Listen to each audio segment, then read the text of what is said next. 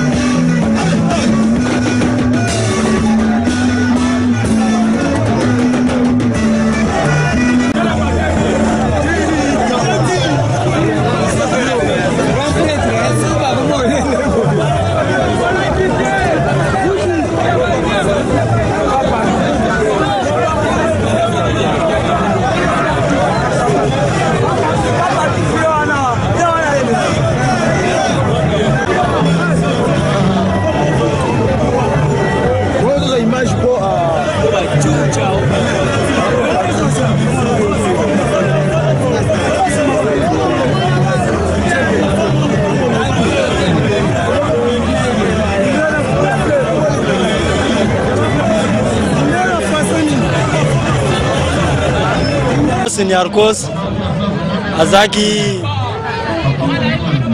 pape de la religion Gitendi, pape de la SAP. Servo Seniorkos Mutu ayeli biso modèle ya SAP na mboka na biso na RDC. Avant na imi na ba Congolais à Brazza tango ayebi lamba abandi ko expliquer biso elamba na RDC. Oyo babenga ngo Griff oyo babenga ngo cuir o babenga ngo lin o babenga ngo boye na boye ndenge Niarkos azalaki. Oyo est-ce que vous expliquer biso latinini lelo? Na lelo na temi na ba yoji ya mamoto. Na temi na ba yoji ya mamoto. Yako tanga te kwa. Yako tanga te yako samba te. Natangi na lati ba yoji ya mamoto. Ce qui n'a pas eu de charpe parce que ça a bloqué dans la pays.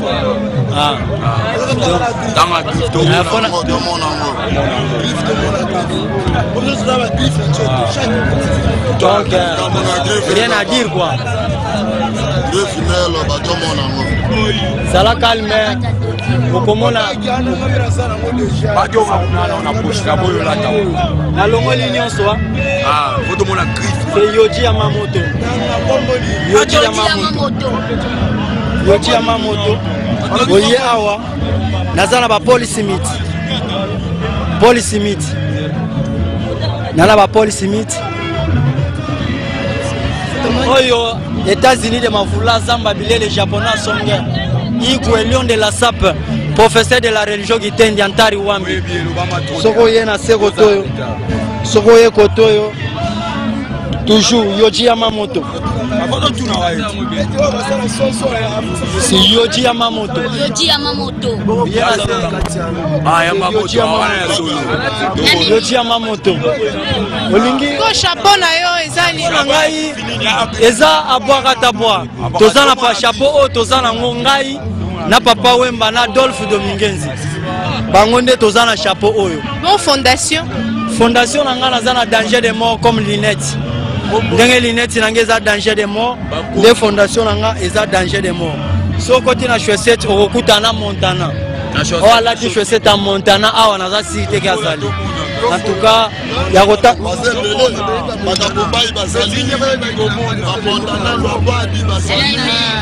Comme message nous on peut ça saper union sur le lot pour les journées On va saper union son message na opé sabango mambo forme eza monde ya ba voyouté forme eza monde ba responsable photo lata katotika te cerveau senior ko salobaki to lela ite metolata vie kinga ekoloba aluta continua toujours mambo forme tozaraka yango moni tozobetaka forme er nyonso.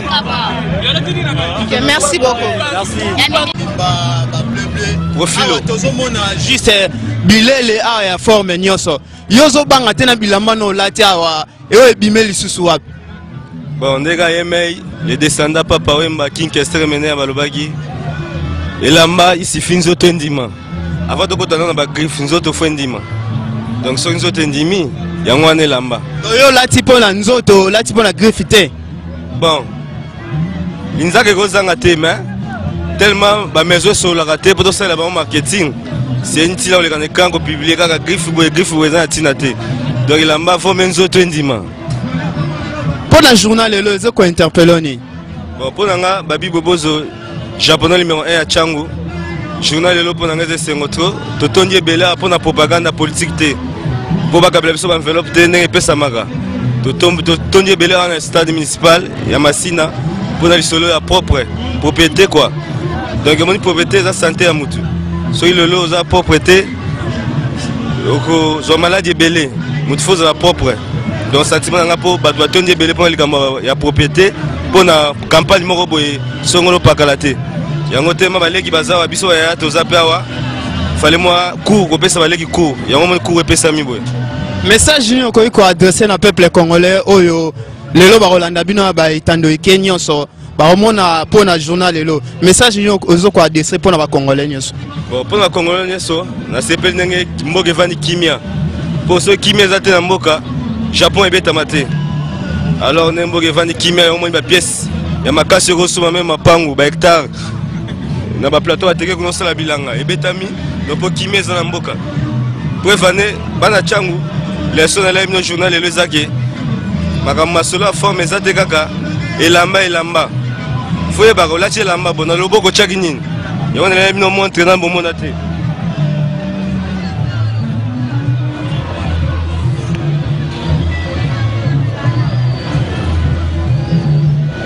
Mon montre te bite zanini ba montre pas ya kato pe comment oh ya kato te avec anti kato c'est anti catholique le banda c'est il colon anti catholique ils ont montré bleu ils ont argent ils ont or te bala nanga te ba bomanga te za argent le logo njulu karaté biso soto yebi siko yo en direct de Panama. Merci les soins ngwana moni otelemi mobimba ozobanga te makambo ezoleka te vraiment na obanga te parce que oza motu mosusu alatine bien mais alati bilamba eza na kombo te biso alati baversage eza na piton so atele oyo eza na valeur fo kobanga te ozo comprendre donc toyeka kocélébrer journée ngo ndenge ezalaka mais mo mingi akoloba biso omesa nango te mais tolati elamba eza na kombo tolati tchache eza mpena versage oyo eza mpena koko namoni na saki oyo nayebi te nini eza kuna te eza bamachuda na boyi na nga nde kobimisa machuda ezali awa mais bref ala puiti longa machuda ezali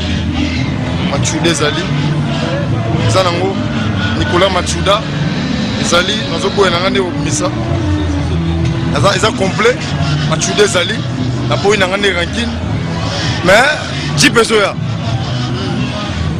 ere eza nano par rapport ya journal lelo ezo ko interpelloni te par rapport à journal lelo ya sima pardon par rapport à journal lelo vraiment ils ont interpellé nga toujours raisonner vient de kufaki vous comprenez toujours raisonner vient de kufaki mais to yete to bunda to yeka poto célébrer corps de Kester kufaki vous comprenez to yé poto ndenga bitumba te mais to yé to latika bien to ko représenter bana poto bazolanda yo Congo lokole partout bazolanda ngo oza site internet nino ko yebisa bana poto pona journal lelo te bana poto vraiment na féliciter bango na pesi bango mbote parce que na de kin Kester na mona bango bala tarpe bien na bi ke na kin pe biso pe toza ba parisien mais na kata kin malheureusement to lati ba tchatche mingi on le bezate. Vraiment. Merci vraiment. Oui, pour la 20e anniversaire, il y a les gars de Nyarkos. Ils sont d'abord pas griffe. Mais on a quand on belle nangana na la cham. Mais na évolué côté qu'on les mais on m'a belle nangai. On a eu service Nyarkos. Alors représenter Nanya Zaki Nani pour na yo selon yo. On a eu service Nyarkos et Ali Koko kata sapologie. Ali Koko kata sapologie biso to ali ba Koko na ye o atike biso yango le to ko commémorer Diwana quoi, c'est ça. Est-ce qu'on peut expliquer biso la tinini lelo? Bon, ngai de la boé.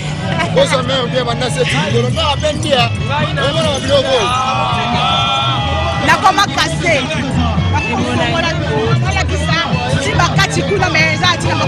Ok. Awa.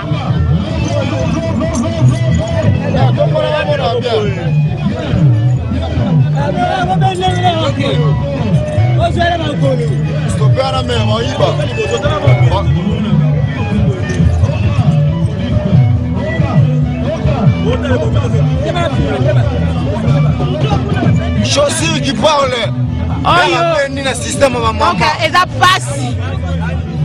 Demain, on a conquérateur.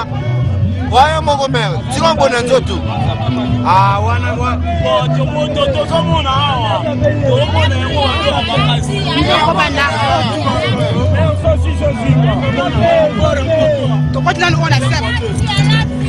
Pourquoi tu as une zèbre? Les ensemble. La chemise. Ensemble la chemise. Ensemble donc on doit casser. On comprend? Donc il a mis on a cassé. Nous sommes nous réalité témoins. On comprend? Bonani. Barbara Mkoko. Merci beaucoup. Merci beaucoup. Ah bonjour. Oza Congo le collé la ndamara na poto. L'impression est ani pour la journal elo. Bon, journal elo de on se pelera après tara 40 jours à Nyarkos biso de ngande tinga la charge en Binza. Dans na yene la présenter Binza il pour la victoire tara vina biso Nyarkos. Ndakata na makasi na teni. Yango bozo mon natala ndé chipe. Bomo na ngone zalaka ya yochi. Domo bomo na to présenter ngale madola zande et sans père na fait so bazaki ta popété. Ya mon na sa père beauté yo charge en Binza. Bilamba. Domo bozo mon na bana kin bo confirmer charge en Binza yo avec les habits. Yango rien à dire. Général Nino le Barça. Il y a rien à dire, mais évidemment, et ça m'a voulu quoi. Parce que la pièce auto est bien montée. Oui, mais le coup, il y a président Kadhafi. Le coup, il y a Mboka Kosi Mabulu. Président, alors on va se trouver Lambo. Mais il faut comprendre, il n'y a rien à dire. Évidemment, ça n'a pas été. Maintenant, ça n'a pas été. Il y a un rapport à mon mari, évidemment, il y a le 13, j'ai la bandade ou quoi. Yo bangate babilambe za lolenga le sika yo bangato latiboy. Non, la capitaine de l'équipe. La capitaine de l'équipe, mais sur la forme, elle est en forme depuis Kala. Elle est en forme depuis Kala. Forme depuis Kala. Vous comprenez? Je suis là, donc, parce que la télévision.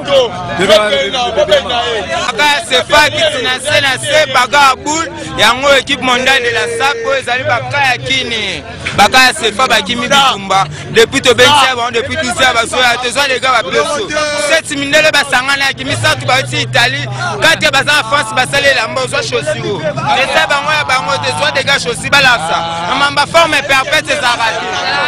Soit des gars pièces. Bango, ils disaient les 7 membres gouverneurs de la SAP. Les sabans, forme des uniformes, des. Soit des uniformes, pour que pas la classe. On n'a pas un mot de sikile.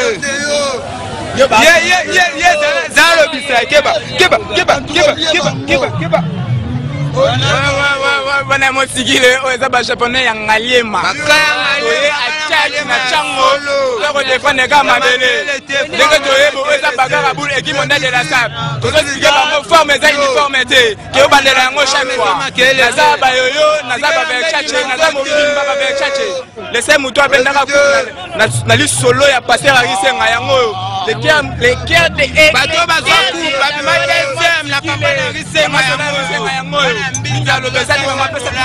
sikoyo selon yo selon Servos Niarchos azan nani ouais wana to lo baelo roi messia na biso ya donc messia na biso ya masola forme quand tikela binoni o héritage na na zo héritage ke asikela ngande kitendi masolo ya forme ezate ke tato sala ngo pona nini te ba sentiment te to ya a défendre cause donc si ngati ya kufi atikeli papa griffe masolo papa griffe abimisi ba descendant na biso yo to défendre ka cause ata normal chez c'est une religion. C'est une religion. Alors nous qui sommes dans la religion de la sapologie, on nous appelle des sapologues. On est différent avec des Japonais. On est différent avec des Japonais. Pourriez-vous faire la différence entre un sapeur et un Japonais? Bon voilà, il y a une grande différence. Un sapologue, c'est quelqu'un qui sait marier des couleurs et qui s'habille en griffe, en harmonie. Mais or, un Japonais, il porte n'importe quoi et il ne respecte pas la température. Oui. Et qu'est-ce que vous êtes en train d'installer comme mesure pour que tous les Japonais puissent avoir quand même du respect vis-à-vis des sapologues? Bon, malheureusement, là où moi je volis, nous n'avons pas de Japonais. Vous évoluez aussi? Et moi je suis un sapologue international. Je suis congolais de la RDC, mais je me volie à Pointe-Noire. Alors je suis venu défendre étant un professionnel qui évolue hors le pays. Alors quand je suivais la télé, pendant toutes les manifestations qui s'est passées ici, vraiment je voyais comment mes frères s'habillaient et ça me faisait mal. Il fallait que je vienne défendre ma patrie. C'est pour cela que je suis ici. Et pourriez-vous montrer aux téléspectateurs, à commencer d'abord par le griffe, leur montrer comment est-ce que vous êtes habillé, tel que vous avez dit que vous respectez le climat? Effectivement, là je suis en classique. En classique et je suis habillé en veste redingote. On appelle ça redingote. Vous voyez comme ça y est. Ça c'est pas du gâteau, c'est du amer à boire. Ça coûte combien à peu près? Bon, je ne peux pas dire le prix à la télé pour un peu démoraliser les gens et ma famille quoi. Et je garde, mais je suis en Kenzo. En Kenzo. Et ma chaussure, ça c'est du John Foster. Je suis en John Foster en boucle. John Foster. John Foster, John Foster, c'est marqué là. Je suis en John Foster. Je suis en John Foster. John Foster. Ça c'est pour les Anglais. Et je suis toujours avec le bas et Tommy Finger. Je pense, on a mis ça c'est le Finger Tommy. Anglais toujours. Et là je suis en Gabana. En Gabana. Okay. Et quel conseil pourriez-vous donner à tous les autres sapeurs qui ne savent pas respecter le climat et classer aussi le vêtement? Bon, moi je pense que c'est un problème de l'instruction. D'abord, un sapeur n'est pas un voyou. Un sapeur n'est pas un voyou, n'est pas un gigolo. Alors quand vous habillez mal, vous êtes en train de mal réputer notre domaine. Voilà, donc moi je pense qu'ils doivent, s'ils ne savent rien, ils doivent d'abord passer sur le banc pour apprendre. Je vous ai dit, c'est une religion. Il faut apprendre comment s'habiller, comment se faire marier les couleurs. Tel que je suis habillé là, ça c'est normalement, actuellement là, lorsque tu es en veste, tu ne peux pas porter la ceinture. Si tu es en veste, tu ne peux pas porter la ceinture. Actuellement. Et puis, si tu ne connais pas tous les principes là, et tu viendras bâcler n'importe quoi, tu prends vos manteaux et vous venez faire nous voir que vous êtes des sapeurs. Nous sommes une citadine. Bon, je peux que vous remercier. Et je remercie aussi Papa Griffe. C'est grâce à lui que nous sommes venus défendre notre patrie. Alors je pense qu'il ne croise pas le main, qu'il continue à réaliser beaucoup des activités, même hors la ville de Kinshasa. Nous, on sera prêts pour y aller et faire voir aussi aux autres qui croient que tous les Congolais démocrates savent pas s'habiller. Et moi, je suis Congolais démocrate. Je suis Congolais démocrate, mais je joue dans un championnat. Dans un championnat qui est fort. De la sapologie. Ça veut dire le championnat le plus fort du monde. Parmi les championnats les plus forts du monde. Donc moi, je suis un sapologue des Pointes Noires. Ok, merci beaucoup. Ok, je vous remercie.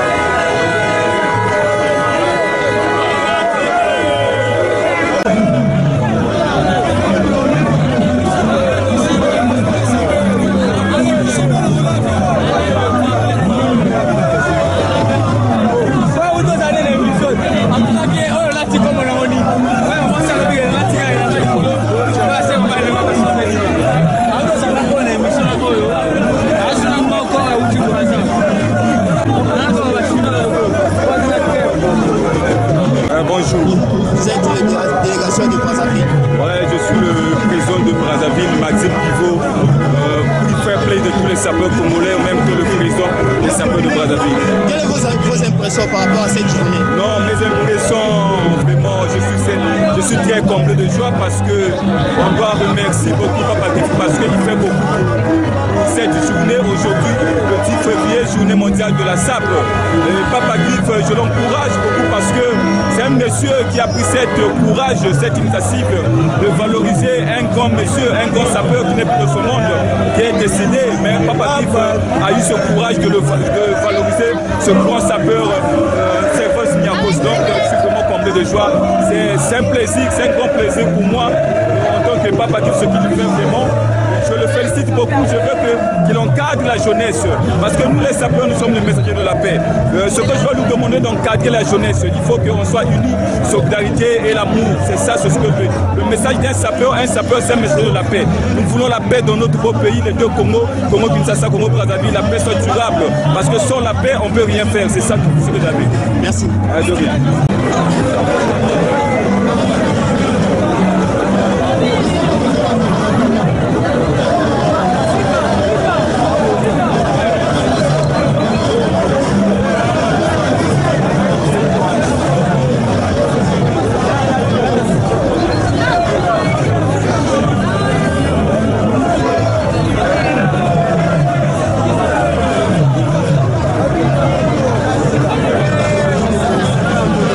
Papa Griffe.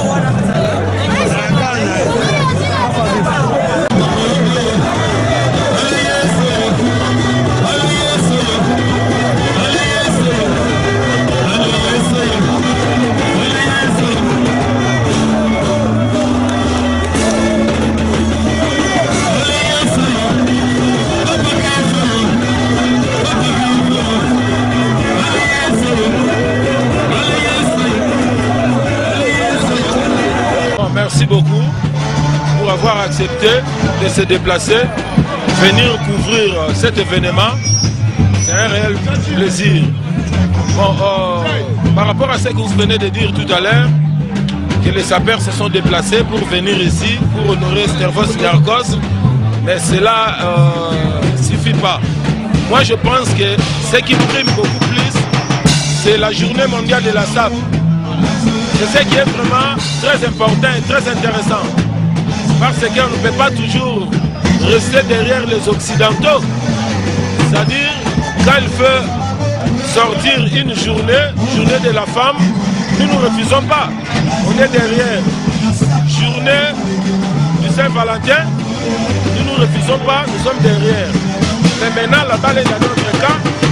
Moi, je suis rien que le précurseur, mais c'est là pour que ça soit épanoui. Moi, je pense que c'est un devoir de nous tous de pouvoir soutenir la journée mondiale de la SAP. Donc, demain après-demain, les Occidentaux vont aussi suivre.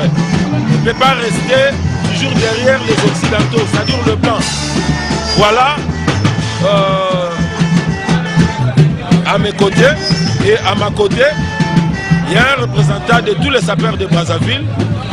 Il est venu représenter Congo-Brazzaville. Donc c'est déjà quelque chose de bon. On est venu avec des Japonais. C'est déjà une très bonne chose.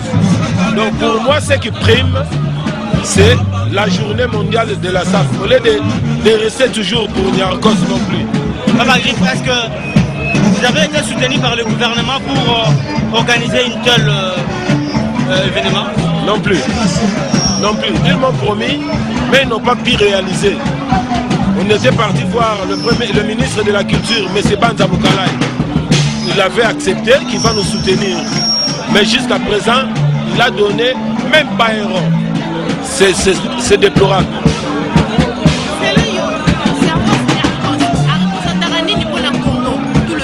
Bon, Stervos Niarchos, c'est un modèle. C'est un modèle de Congo Yangote. Il est un initiateur de la religion qui dit. Donc voilà, c'est un modèle. Apporter une culture congolaise. Qu'est-ce qu'il a bien apporté dans la culture congolaise? Qui? Nani? Stervos Niarchos. Stervos Niarchos. Non, bah, idéologie déjà. Yarola Takitoko. Yarozala propre. C'est déjà quelque chose qui est très important dans notre vie.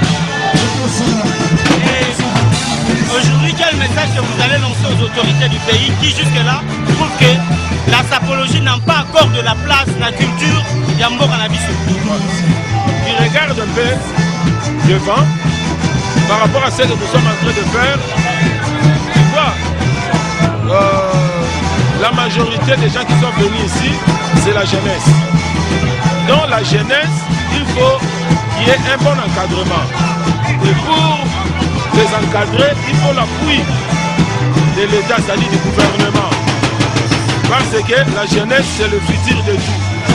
Donc, ils doivent jeter leur coup d'œil dans cet aspect pour ce département de la SAP.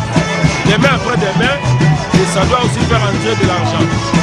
Ok, merci. Permettez-moi quand même de passer aussi la parole aux représentants de Congo-Brazzaville qui sont venus bien sûr représenter tous les sapeurs. Bonjour monsieur. Bonjour monsieur le journaliste. Pourriez-vous se présenter afin que tous les téléspectateurs qui vous suivent à ce net moment puissent vous connaître encore davantage? Merci beaucoup, c'est monsieur Mabanza Maxime Pivot, le meilleur sapeur du Congo, le représentant de tous les sapeurs congolais de Brazzaville, le président des sapeurs de Brazzaville. C'est un grand plaisir aujourd'hui, le 10 février. On le connaît dans nos mémoires que c'est l'anniversaire d'un grand monsieur. Il fut un grand sapeur, il n'est plus de ce monde, paix à son âme, c'est Stervos Niarchos. C'est lui qui a montré aux Kinois que ça c'est du cuivre, ça c'est du lin, ça c'est du moé, ça c'est du gabartine. On le sait très bien. Donc vraiment j'encourage Papa Griff parce que cette initiative qu'il est en train de prendre chaque année, le 10 février, de fêter l'anniversaire d'un grand monsieur qui a fait pour la RDC. Je le dis bien, Stervos Niarchos a montré aux Congolais de la RDC, ça c'est du cuivre, ça c'est du lait, ça c'est du mohair. Donc c'est un grand plaisir. Et puis, je vais lancer un appel à tous les sapeurs. Un sapeur, c'est un messager de la paix. Nous voulons toujours avoir l'espoir, on a besoin de la paix dans nos deux pays, le Congo-Brazzaville, Congo-Kinshasa. Sans la paix, on ne peut rien faire. Donc nous voulons cultiver la paix, non la haine. C'est ce que j'avais vraiment le message. C'est ce message que j'ai vraiment aux Congolais de la RDC. Aimons-nous les uns et des autres, dans l'amour, dans la solidarité, dans la paix. On va construire notre pays qui est vraiment tellement beau. Merci beaucoup. Merci beaucoup.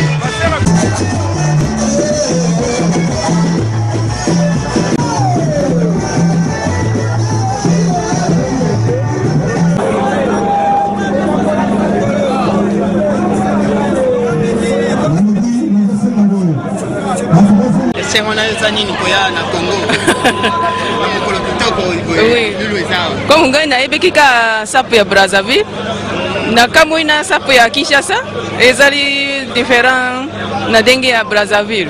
Est-ce que c'est pas komona ba Congolais ndenge balati? Oui, ezali vraiment nini ya unique et ya vrai créatif. Oui, c'est intéressant.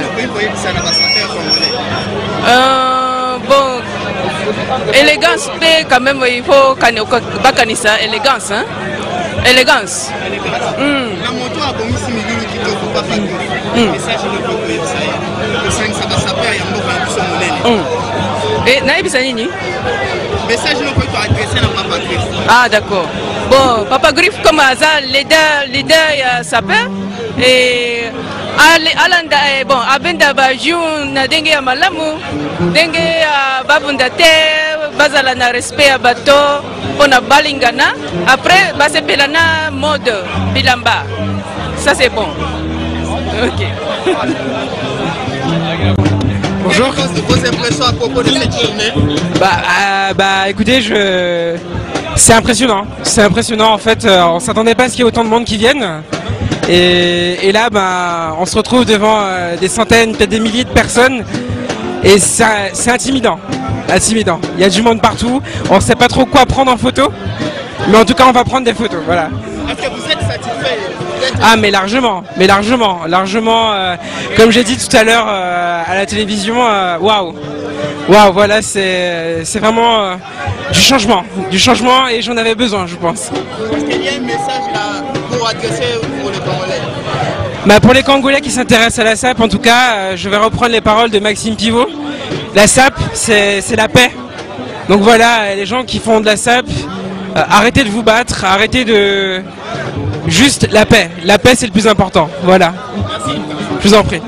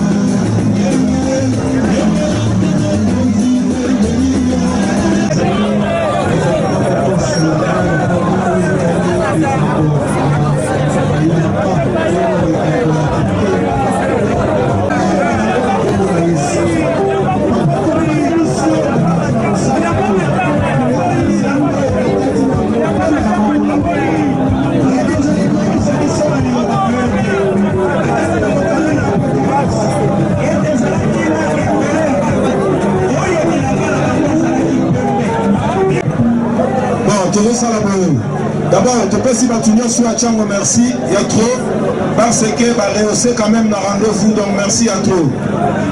Vous avez raté, instrument, vous avez raté.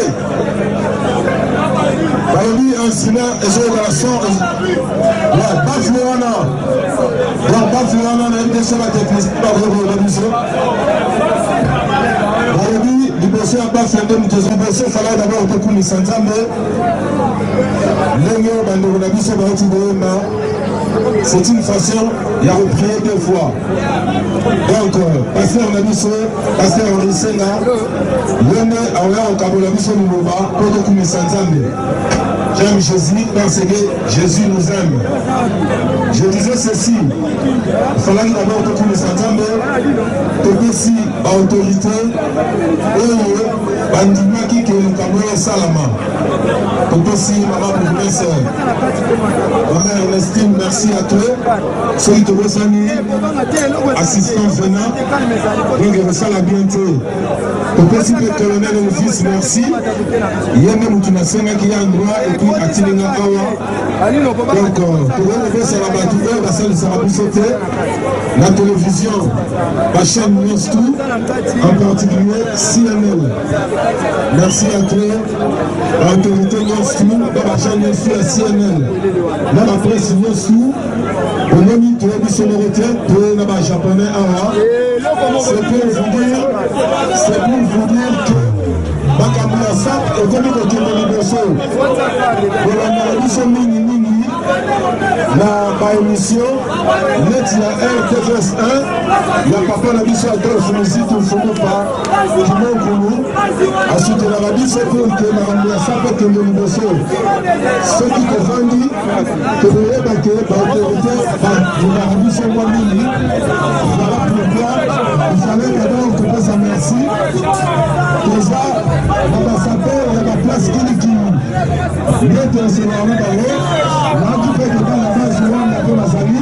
c'est vraiment intéressant. Bon, si vous voulez que ça les amis, on a donné que ça les amis. Mais si d'abord on s'appelle tout merci, on s'appelle merci, merci, mais nous que ça on a ordre. Donc nous sommes ici pour le mois retard, donc nous avons assisté à l'embouteillage.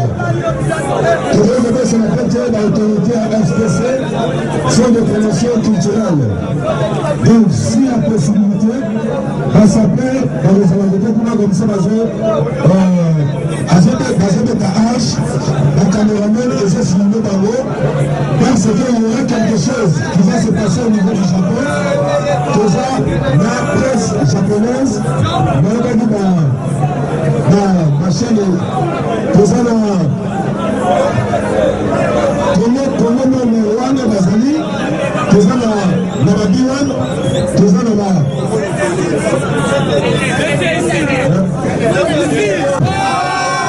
commune.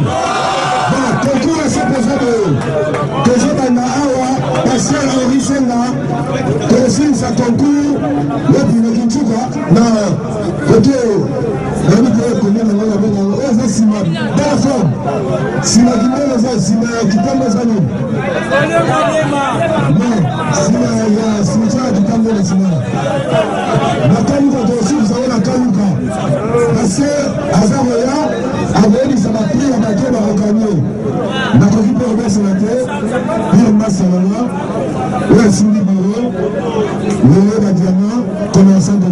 Merci la présence de la Diana, commerçant d'État.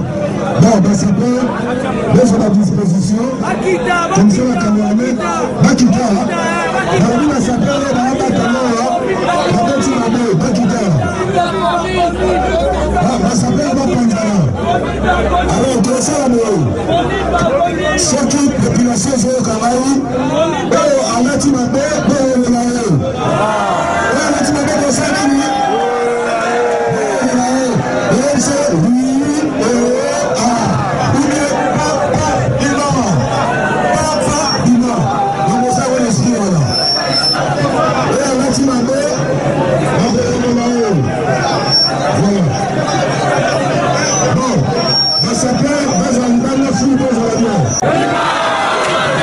Viva!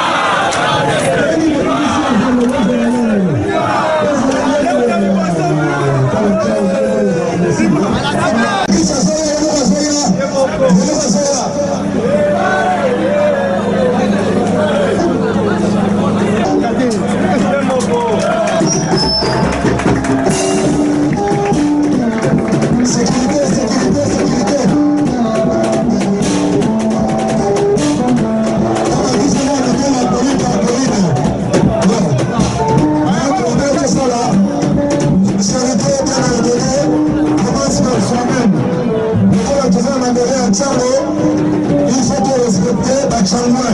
Les hommes appelés, il va faire la Titi de Valois, il n'y a pas de Chepanda. Donc il faut que respecter. Quand on a dans l'hôtel, il y a d'autres. Alors, on va regarder qui sont la caméra, qui sont la sauce à beurre. Merci, tous les hommes là-bas à Tchango. Mais on va faire là-bas à Tchango. Ceux qui va là, tu m'appelles. Le relais du baron va être dans la maison de la banque. C'est une balade qui vient, qui va te prendre la botte, mais je pense que tu as de faire la ligne. Désolé, on va le Tchado.